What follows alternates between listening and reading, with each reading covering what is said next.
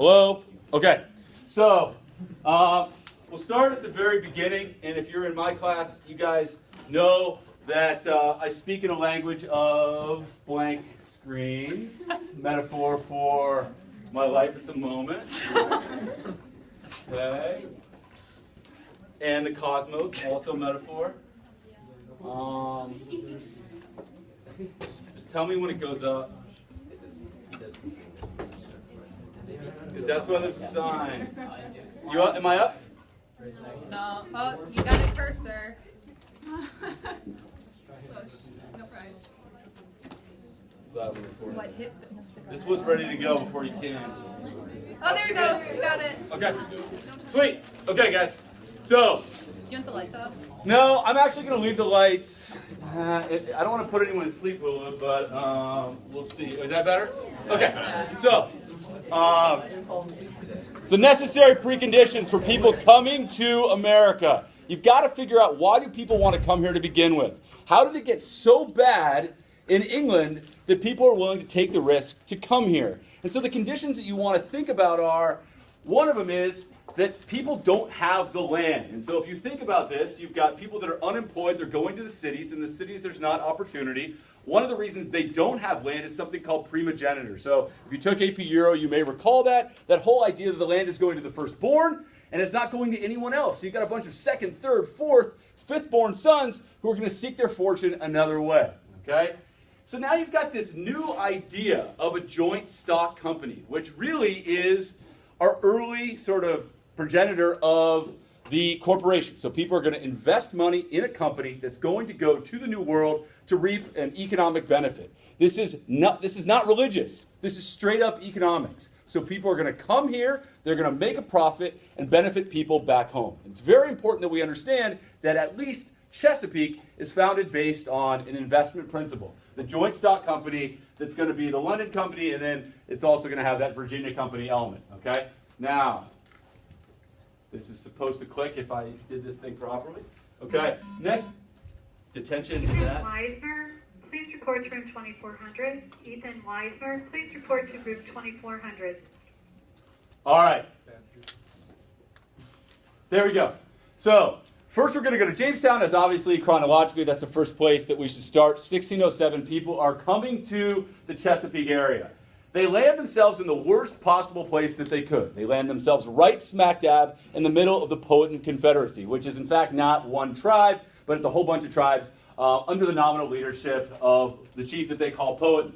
What you want to get here is you could not have started a new place, what is going to turn into a new country, in sort of more awful circumstances. If you think about the swampy nature with mosquitoes, you get malaria, the water's not safe to drink.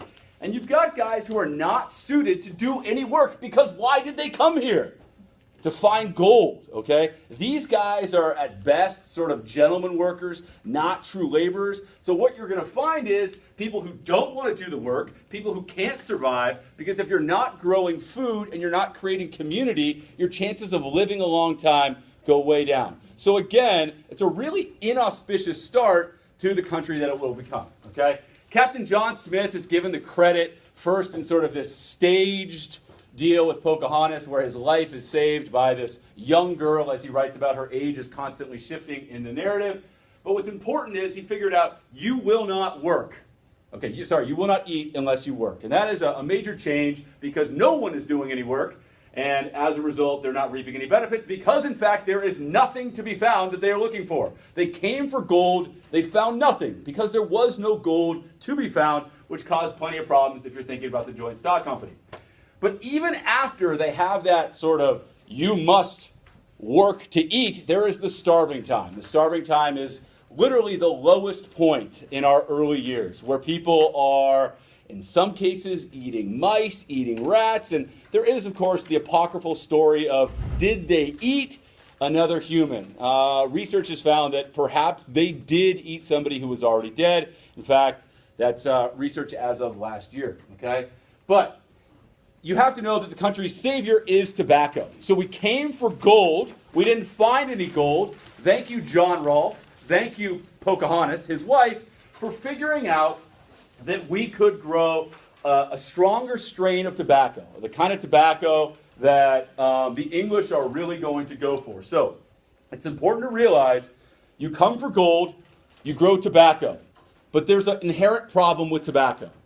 That tobacco is going to lead us right into conflict with Native Americans because tobacco exhausts the soil, and as a result, you need more and more soil. So you're constantly going to go in westward, and if you're in my 8th period class, you'll remember that it's west. Do I have any 8th period folks? You'll remember that it's west, not east, okay? So constantly from the beginning, you are heading out of Jamestown, heading west in search of new land. Now that's going to lead us into the Powhatan Wars. The fact that there technically are 2 Powhatan Wars ending in 1614 and 1646 and plenty of conflict in between is not as important as understanding the reason that we get in conflict all the time, and that's because we're constantly looking for land. So it starts here, and we're not going to end that sort of white-red relationship until when? Do we know the years? Apparently I didn't lock that door as well as I could. Please go in that back door there, okay? So it starts here in 1607. When does this white-red conflict end? Do we know? 1890 at the Battle of Wounded Knee. So really it starts in the conflict, 1614, First Anglo-Powhatan War, and it ends in 1890 at the Battle of Wounded Knee, and the 276 years in between are plenty of conflict. Now, okay, Virginia's going to grow and Virginia's going to change. Virginia's going to realize, you know what, we want to attract people here. And as a result, we're going to offer people an incentive to bring over other people. The headright system. The headright system is going to offer 50 acres to people that bring over indentured servants.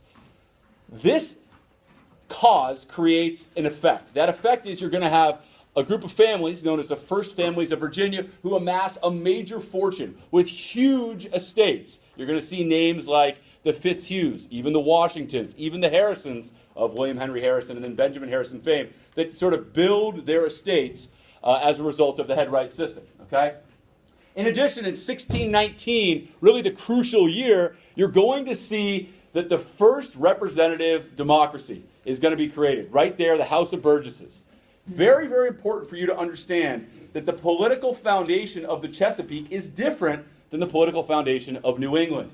Because these estates are so spread out, they're going to send people to this particular assembly. It's going to be like we would send people down to Springfield. Whereas in New England, they're going to actually meet right in town meeting. So because people are dispersed, you're going to have them all come together in an assembly. But this is the first. This is the first time that we've really got our democracy in action. Okay? But it's going to be made up of only landowners, and that's a major restriction.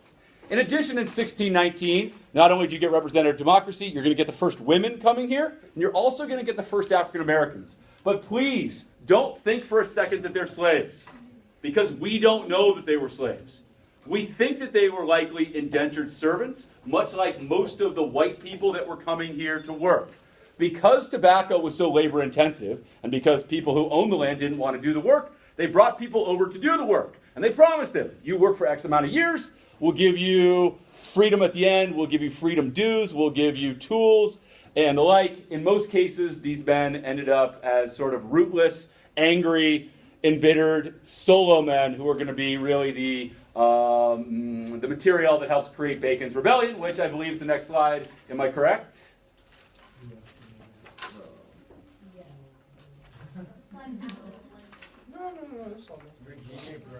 Right, I know, but you're...